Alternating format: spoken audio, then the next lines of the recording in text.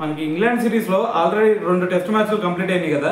So మరి 2 టెస్టులో చూసుకుంటే శుభ్మన్ గిల్ 4 ఇన్నింగ్స్లో ఏకంగా 585 రన్స్ కొట్టాడు.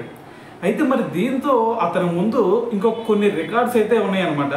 ఆ రికార్డులు ఇంకొక టెస్ట్ మ్యాచ్లో అయితే ఖచ్చితంగా బ్రేక్ అయ్యే ఛాన్సే కనిపిస్తున్నాయి.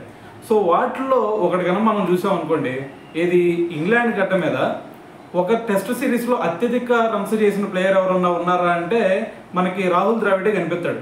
సో రాహుల్ ద్రావిడ్ 2002లో ఏకంగా 602 రన్స్ చేశాడు ఒక సిరీస్లో. మరి ఆ రికార్డ్ని ఇప్పటి వరకు ఎవరు కూడా బ్రేక్ చేయలేకపోయారు.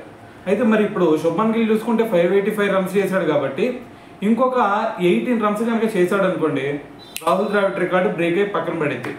సో అక్కడ తాగిపోలా, ఇంకో రికార్డు ఉంది. ఆ రికార్డు ఏందో తెలుసా, మనకి ఇండియన్ టీం కెప్టెన్ మరి ఇదే ఇంగ్లాండ్ గడ్డ మీద ఒక టెస్ట్ సిరీస్లో అత్యధిక స్కోర్ చేసిన ప్లేయర్ ఎవరన్నా ఉన్నారా అంటే అది విరాట్ కోహ్లీ మాత్రమే.